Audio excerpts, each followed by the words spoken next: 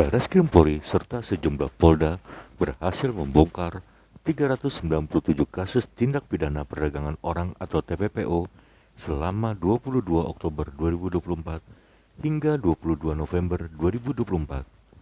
Kabarreskrim Polri Komjen Wahyu Widada menuturkan, dalam kasus itu 482 pelaku menjadi tersangka. Hal ini diungkapkan Wahyu saat konferensi pers di gedung Barreskrim Polri Kebayoran Baru, Jakarta Selatan, Jumat 22 November 2024. Negara Republik Indonesia yang terkandung dalam pembukaan Undang-Undang Dasar 1945 yang pertama adalah melindungi segenap bangsa Indonesia dan seluruh umat Indonesia. Artinya dimanapun juga warga negara Indonesia, bangsa Indonesia harus mendapatkan perlindungan. Salah satunya perlindungan dari terjadinya tindak pidana perdagangan orang.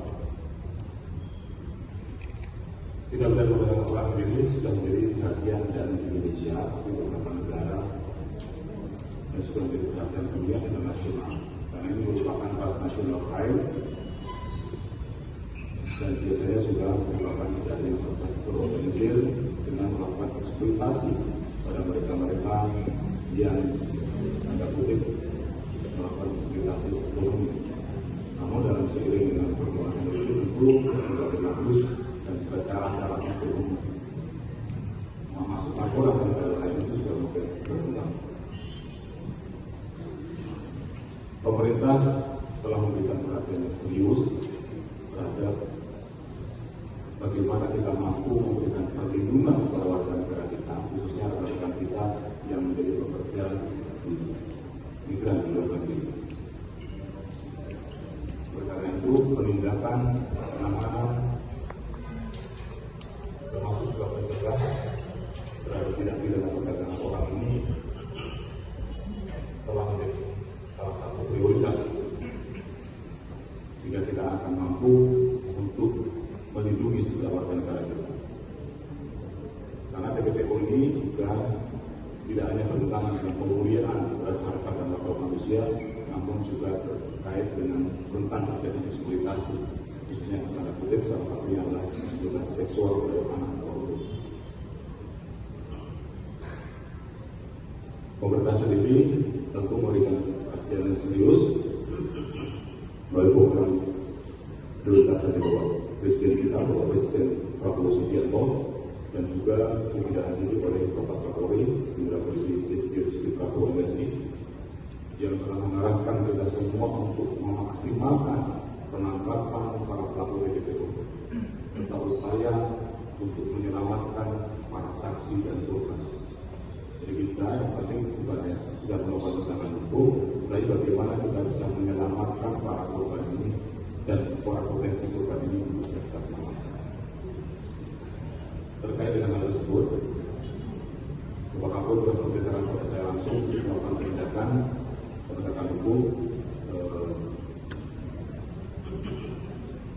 pada yang diawali pada bulan Oktober. Sebelum tahun 2023, kegiatan penindakan terhadap TPPO ini juga sudah cukup berhasil, dan ini juga meminta supaya jangan kendor. Terus intensifkan penindakan terhadap para pelaku TPPO, karena kalau korban yang sudah terjual, kita sulit untuk bisa memberikan perlindungan, sulit untuk mengatasi kalau korbannya melalui jalur-jalur yang ilegal, melalui mekanisme yang tidak semestinya.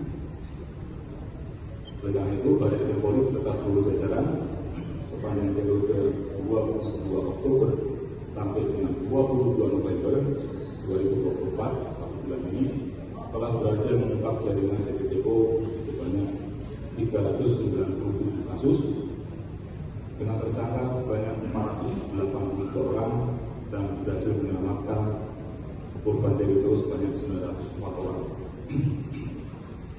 Adapun modus operandi yang dilakukan oleh para pelaku ini adalah mengirimkan para pekerja migran Indonesia secara ilegal, khususnya daftar administrasi, antara lain dengan menggunakan visa yang tidak sesuai, di mana visa yang digunakan adalah visa kunjungan atau visa ziarah, wisata, tapi kemudian setelah sampai di sana digunakan untuk bekerja dengan membayar. Yang kedua, KPM berangkat tanpa pelatihan kerja dan diberangkat dari perusahaan resmi yang telah terdaftar di Kementerian Tenaga Kerja Republik Indonesia. Yang ketiga, perusahaan yang mengirimkan KPMI tidak terdaftar, jadi mereka dikirimkan oleh perusahaan-perusahaan yang tidak terdaftar secara resmi di Kemenaker. Kemudian yang keempat, negara tujuan PMI tidak sesuai dengan yang dijanjikan. Dikirimkan negara A, akhirnya ke tempat lain. Dan tadi menggunakan visa yang tidak sesuai. Kemudian jalur berangkat PMI dilakukan tidak melalui jalur yang resmi atau melalui jalur-jalur tikus yang sering terjadi di wilayah-wilayah perbatasan. Kemudian mereka juga melakukan modusnya melakukan pekerjaan, tetapi setelah sampai di negara lain tidak dipekerjakan sesuai dengan apa yang dijanjikan. Bahkan ada beberapa pekerja kita yang dijadikan pekerja seks komersial. Namun di dalamnya mereka dipaksa untuk menandatangani surat perjanjian jaminan utang